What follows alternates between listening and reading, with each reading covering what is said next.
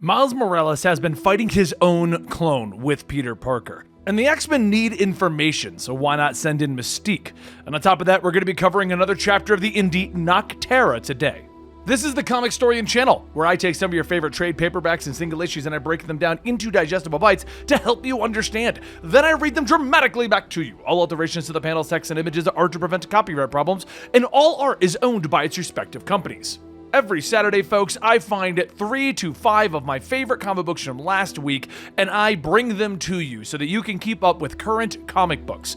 We do this every Friday and Saturday, and every other day of the week, we just bring you full stories, 5 to 6 issues about one superhero. Today, we're going to be covering the Miles Morales continuation with issue number 26. This continues the Clone Saga. I'll be explaining a little bit about that in front of that portion of our video. Then we're going to be doing X-Men issue number 20, which just shows a little bit of a darker side of the X-Men on Crack Co-op. And then I'm going to be continuing one of the independent books that we started here on this weekend series. It's known as Nocterra. In a world where darkness commands everything, how will one woman survive? So let's get into Miles Morales issue number 26. Now, when we last left off, Miles ran into a clone of himself. Then after teaming up with Peter Parker, they chased down the clone and found 3 of them. As the dust begins to settle at the top of the New York building in the middle of the night, Miles tries to take what he is seeing in. Is this really happening? In front of him is a clone of himself that takes off his mask, telling him that his name is Salim, and these are his brothers. They are Miles' betters. It's obvious that he should try and stop them, but Miles yells that he doesn't even know what they're doing wearing his face and hurting people. Salim says that they're giving him one warning. Stay out of their way. Miles stands back up shouting, "This is really hurting my head, arguing with someone that looks like me. But whoever you are, you can't just..." At that moment, the fleshy clone shuffles forward yelling, "Clarp!" And Salim tells him that that is shift. He doesn't say much, but he gets his point across. And his point is that we are wasting our time here. So are we going to... But as the clones turn, Miles runs forward, grabbing Salim by the shoulder, telling him, "Wait!" And Salim turns back, glaring. A second later, he punches Miles, telling him, "Don't you ever touch me again! You should have just left us alone!" As the 3 clones begin to gang up on Miles, Salim says that there are 3 of him. And he doesn't have any brothers. And that's when a voice calls out, "See, that's where you're wrong." And Spider-Man swings in, webbing up the faces of the 2 imperfect clones. While Miles is being crushed by Shift, he yells, "I just wanted to talk!" However, once the webbing is torn off, it quickly becomes a 2-on-3 battle, with the clones having the upper hand. He asks where are the others, but the arachnid clone lets out a scream, knocking both Miles and Spider-Man out. Several minutes later, they both begin to wake up. And Spider-Man says that was real fun. Some kind of mind blast? And Miles gets up telling him, "We have to follow him, Peter." But when they find nothing in the night, they stop to catch their breath. Miles sighs, stating that he'll go all night if he has to, but Spider-Man tells him that without a lead, there's nothing to look for. He knows that sort of impulse. But what happens if he doesn't find them? How long will he go without sleep? What else gets neglected? Take it from him, when it comes to clones, you don't want to act hastily. It's taken me a long time to learn that. But sometimes we just have to wait for the other guy to make the next move, Miles. Miles begins to respond, but then jumps up yelling, "Oh my god, I just remembered I have an essay to work on for tomorrow! My English teacher picked me to apply to this writing scholarship, Peter!" Peter tells him that is something he needs to deal with, not as Spider-Man, but as Miles. Take it from someone who's learned the hard way. Miles races back home, and as he climbs in the window, he sees Genki standing there with his arms folded.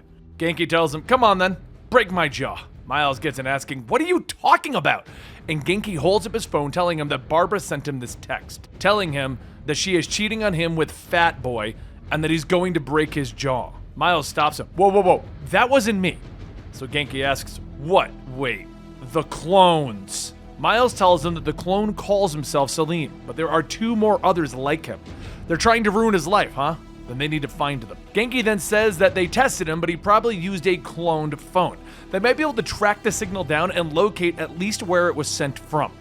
Miles says, "That's my MVP, and while you do that, I'm going to finish this paper. Just need to get a little soda to get through the night." After a few hours and several more cans of soda, Genki's computer begins to ping, and he says that they've got a location while Miles yawns, telling him, "Finally!" Genki asks if he's really okay. He hasn't slept, but Miles gets back into his costume, telling him, "I'm good. Don't worry." So as Miles swings out of his room, Genki says that that's the thing. He's going to go ahead and worry. Later, Miles finds an abandoned-looking building, and after breaking in, he yells that he just wants to talk. Come out, wait! Are none of you guys here? He looks around at all of the lab equipment, and when he finds a serum that looks like it was used to make more clones, Miles begins to smash everything, yelling, "No! You're done! No more clones!" As the last piece of equipment is broken, Salim and the others arrive, asking what is the meaning of, wait, no. Why? Why would you take away our cure? Salim lunges at Miles as Miles tells him, wait, cure? I didn't know what... But Shift screams, grabbing Miles and beginning to suffocate him. Salim yells, "That's it! Rip him apart! Mind Spinner, you're next!" A short while later, Miles begins to wake up. And as he tries to move, he finds himself restricted. As Miles hangs from a web cocoon, Salim says that the lab that he destroyed was the key to him and his brother staying alive. He has doomed them. They will not suffer alone. If they die, Miles is going to die, and until then, they're going to make every second of his life a living nightmare. Next up, we have X-Men issue number 20. Now, this one is pretty much a standalone issue, but there's two facts you need to know about the X-Men right now to know what is going on. Mystique's girlfriend is dead, but the X-Men have the ability to revive dead individuals from the dead, giving them back all of their memories up to the point of their death. The problem is, Mystique is a known bad guy, so Professor Xavier and Magneto are kind of holding the revival of her loved one over her head to get her to do things. Alright, let's go into the story. As Mystique looks around at Forge's lab, Forge tells her that the problem is that she tells a creative person like him that they need something that'll leave an impression. That could be taken in a number of ways.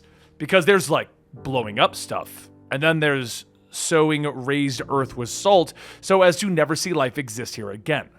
So exactly how much of an impression are you trying to make, Mystique? She looks at one of the many weapons on the walls, telling him that she has annihilation on her mind, and looking at all the things here, she has come to the right place. But that does bring about a particular question. How does one sleep at night surrounded by all of this? Forge pauses for a moment and tells her that he sleeps just fine.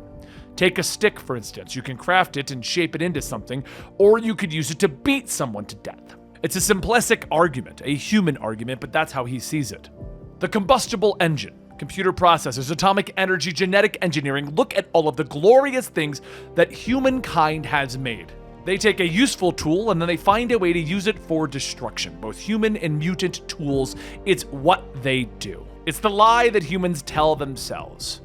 We started with such good intentions. Now, he won't lie. When he makes something, he makes it with a single function and purpose, be it a tool or a weapon, which brings them back to the stick. In the end, it's not the instrument that matters, it's the one who wields it, and the kind of person that they are. So how do you sleep at night, Mystique? She pauses for a moment and tells him that she sleeps fine. So later at the House of M, Mystique presents the weapon that Forge made, stating that he called it a microscopic singularity generator. Apparently, when it goes off, it'll release a miniature black hole that will exist for a fractional amount of time before collapsing in on itself. It will eat the Orchis Forge, but it won't be big enough to reach Sentinel City or their systems on the orbital platforms. Anything larger, they'd risk the sun. Magneto looks at her. Of course. Because if there's one thing that this seems to be an exercise in, it's restraint. Mystique tells him that this isn't some kind of selective surgery, it's cancer. Cut it out at the root. Treating it in some other way does no one any good. Leave no doubt. That's what you want here, isn't it? Charles looks at her. It's possible that up to this point, we've overmanaged the job. So, you're the one executing it. Perhaps we should leave the details of the mission to you. In the end, the only thing that matters is preventing Nimrod from coming online. Mystique scoffs. So the slaughter starts, and you want your hands clean. Such leadership here at Krakoa. Magneto says that this isn't servitude. They made a deal. Anytime she wishes to end it, she can simply let them know that she is not the right tool for the job. Charles adds, you are among other monsters, some who do not lie to themselves about what they are. Mystique suits up. When I return successful, you'll have Irene moved to the front of the resurrection queue, right? Magneto tells her of course, and Charles says, we made a deal. Only your failure prevents its completion.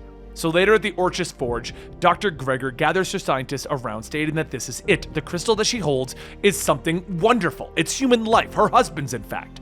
Before he died saving this station, Aramis was a subject of a very special experiment.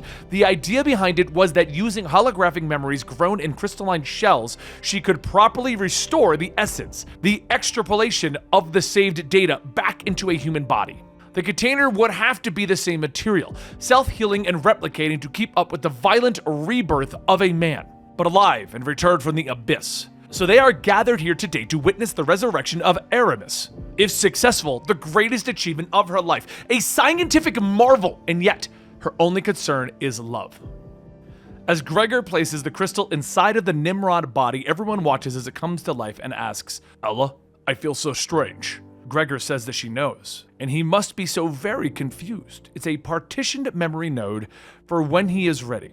He can access it and know all that has happened slowly. This is not. Just then Aramis accesses all of the events and screams. As he calms down, he tells her, I died, you wept, the world changed, and you brought me back." Gregor says yes, he is back, but not in flesh and blood, in a form where they can never hurt him again. Aramis begins to access all of Nimrod's features, stating that the capabilities and the things that he is able to do, they are incredible. Duplications, energy absorption, weapons systems, tactical databases. He is more than he was, but he cannot give her a child. Gregor says that it doesn't matter. What matters is that he is back, and that'll do until the end of days. As Aramis hugs Gregor, he stops for a moment, and then he points that that's a mutant. All of the scientists turn to the one that Aramis pointed to, and Mystique in disguise yells, "Crap!" As she changes back, she says, "Congratulations on all of your success here. It's quite an achievement. I'll make sure that you're fully credited when I carve it into your tombstones." Mystique activates Forge's bomb and throws it, and Aramis replicates himself to send one body after Mystique while tending to the bomb. Gregor says that she knows a bomb when she sees one, and Aramis says yes. But this is more. Hard shell, atomic decay, anti-proton, singularity. Gregor then asks if this is meant to destroy the entire station, and Aramis tells her, yes.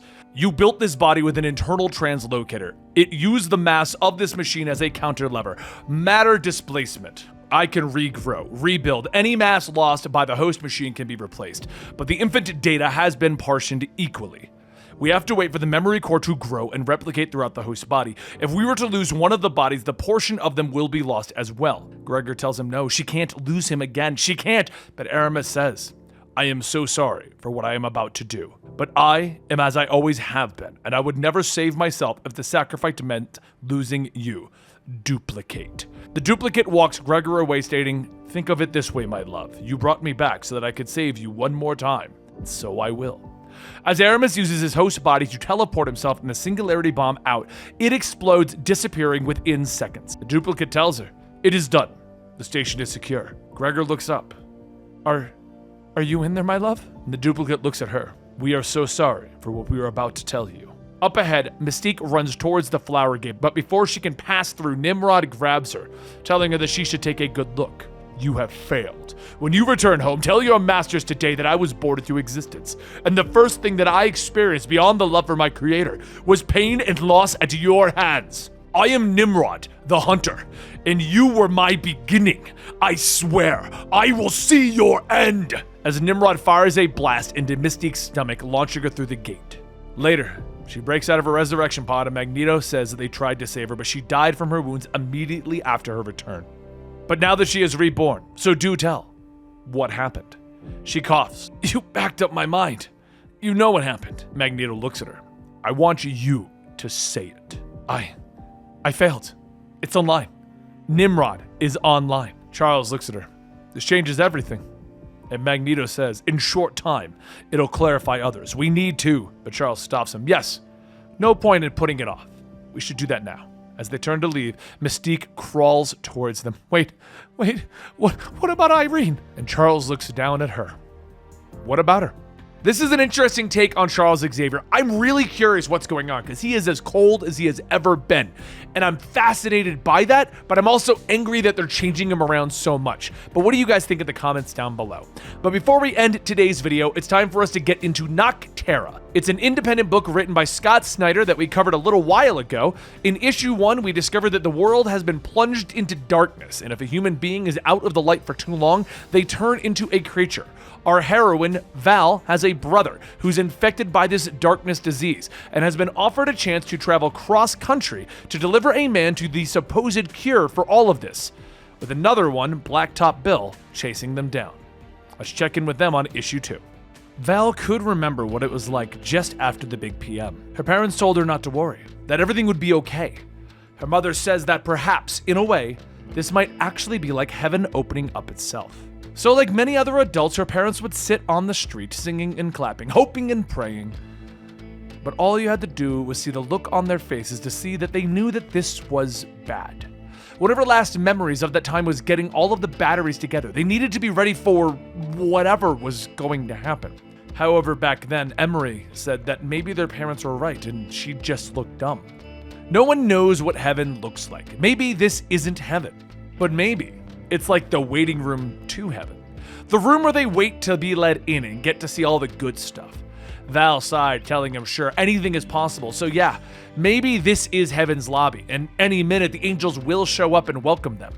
But as the shades begin to attack Val's truck, she quietly scoffs. As Emery asks, "What are you waiting for? Hit the HIDs!" She turns on the lights, burning the shades, thinking back again on that night. Even after their parents' gums went black, even after the neighbors started to change, maybe, just maybe, this was the dark before the light. Maybe. And a short while later, Val pulls over and begins to turn on the lights in a small wooded area, with Bailey asking, "What is this place?" Emery says that it's called the Neon Grove, and Bailey looks around at the lights, stating that it's beautiful. Val turns back, telling her that it's deadly. Stay by the truck while it charges. As she leaves, Bailey asks where they're going, and Emery says shopping. Val makes her way to the back of the grove where there are several boxes scattered about, and while looking at one, Augustus walks up asking if there's anything that he can do. Val tells him, sure, stay right there, far away from her. Augustus says, well, he could do that, but he wanted to tell her something before his granddaughter does, as she can't keep a secret to save her damned life. The truth is, we're on a mission to bring back the light. Val laughs. I was on a mission to bring back dinner. Augustus goes on. No, I'm serious. My brother and I invented a machine that is supposed to see the invisible cosmic particles, matter that passes through our universe without interacting with anything, not even light. Some theoreticians believe that these particles don't interact with the light here because they're from an alternate material plane where there may be different forms of light alien to us. These planes are called Terras, and me and my brother found 9, but others being the 4th. This machine, it was supposed to capture particles from the first Terra, Lux, the brightest, the one at the base of everything. We were to observe them billions of times, thereby making them material and opening a doorway to Lux Terra, a plane of heavenly light. But our machine, it must have found the wrong particle, opened up the wrong doorway, so Bailey and I are going to fix it. We're going to save everyone. Look, I'm sorry, clearly this is too much. I'll go back to the truck now but Val tells him no, he won't. Shades the size of this one are in this trap. Most used to be cats or dogs before they changed, but they still have some old wiring. Cats can smell gullibility, and the dogs smell fear, and he's got both. So if he wants to help, do like she said and stand right there and be her bait. A trapdoor opens up and a shade comes rushing out towards Augustus, but is stopped as Val plunges her knife into its back. Augustus watches as she carves it, stating that he understands that they're just a fare to her. But if I've said something to offend you, miss, please say so. Val finishes tying up the shade, stating that she has seen lots of sunburns over the years, rashes from different big PM flowers. Yours, it's good, one of the best, but I know that you're familiar with your flora. Familiar enough to know that you have to hold that particular bud by the base of the stem or your hand will swell and stink up. You've been out here with us, not in some sanctuary. Lie to the girl about saving the world, lie to yourself. I don't really care. But know this, you better have my money when we get you there.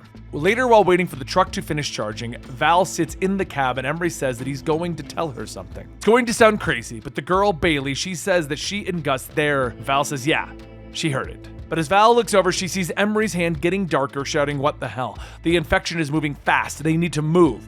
Get the other two up now. Emery pulls his arm back, telling her it's okay. It's been like that for a bit now. We still have some time. But just then, Bellwether yells over the radio, asking Val if she's there. Val responds with, she is there. What's up? And Bellwether yells that they've been trying to reach her for a while. She needs to get off of the roads. Someone is chasing her. Val tells Bellwether to just calm down and explain what's going on. And Bellwether says that there is a man going by the name Blacktop Bill. Val asks, like the old ghost story? And Bellwether tells her to shut up and listen. He's not a ghost. He's not a story. He is real. He just took out Kula and Gallowmate and he almost killed off their rigs by touching them. Just get off the road, Val. Val says that she will, but why is the guy after her? And Bellwether says it's not for her. It's the Fares, whoever they are. Blacktop Bill is coming for them. She jumps out of the truck, pointing her gun at Augustus. Who's following me? Tell me now.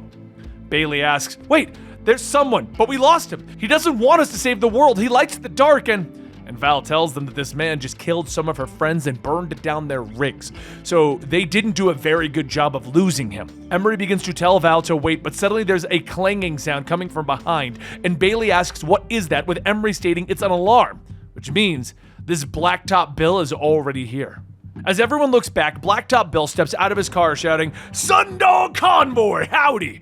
Now, Miss Val, would you be so kind as to hand over the girl and the old man? Val yells for everyone to get in the rig, and Blacktop Bill radios in, come on now! Just talk to me for a minute. It's just you and me on this line. Ask me anything you want. She asks what he's going to do with them, and Blacktop Bill says, well, I'm going to kill them. The girl quickly. The old man, he's been trouble, so we're going to kill him in my favorite way possible. We're gonna drag him behind the car nice and fast until his skin scrapes off, and after that, we're gonna drag him nice and slow. Val shifts into gear, telling him that he's crazy, and Bill tells her, no, I'm actually quite honest. I know what I am. I always have. Now, if you run, I will catch you, and after killing the girl and the old man, I will lock you in a room with your brother until he finishes changing and tears you into shreds. But if you give me those two, I'll save your brother's life. Val asks what is he talking about, and Bill goes on, I'm offering friendship. See, usually I'm the lone sword, but folks have hired me for this one. And they do have some coin and a big old solar lamp. Xenon arc, real beauty. So what do you say? Their lives for Emery's? Val hesitates for a moment and then looks back, and as she does, she calls out to Augustus, asking how much of what he said is true. Augustus replies by telling her that his name is Dr. Augustus McCrae. He is a theoretical physicist and theologian. He did help invent the machine. He's never been to this sanctuary where it's built or tested. He's been out there with her, scrounging for his goddamn life. The sanctuary exists, and it does what she needs to save her brother's life. He spoke with the people there, that much he knows. Val asks, how does she know that he is telling the truth? And Augustus tells her, because his machine is incapable of a mistake. It looked into the center of the universe to find light, to find heaven, and instead, this is what it found, the worst darkness, and there's no going back. You want the truth? We're in hell! We're going to stay here forever. She steps on the brakes, thinking that is the truest thing that she's heard in her whole goddamn life. She reaches up, pushing a button, dropping several canisters behind the trailer. Bill begins to smile. Oh, I do like this one. As suddenly the canisters explode. Val begins to speed off, stating that this story isn't about watching people outside, telling them that everything is going to be okay. She won't sing and clap. She won't tell you maybe this will save itself. She'll be the one who will smash the window and pull you right into the dark. Welcome to the Sundog Convoy. And there you guys have it, issue 2 of Nocterra. Click the link down below to check out issues 3 and 4. Both of those are out already. And don't forget, you can support this channel by hitting that little subscribe button, hitting that like button, letting me know in the comments down below which of these comics were your favorite, and if you have nothing to say, giving us a smile emoji will be doing great things for our algorithm. Don't forget, we also have a Patreon, patreon.com/Comicstorian, where you can join up as a mini producer and get a vote on the videos that are coming out over there. And you get real early access to a lot of our series. Right now we have Moon Knight, Avengers, Spider-Man, all going out over there, and I'll release them on the channel eventually. I just don't have a rush. gosh. Anyway, guys, thank you so much for your support. I really do appreciate you just sticking around to the end of this video. You deserve a cookie, and I'll see you next time right here.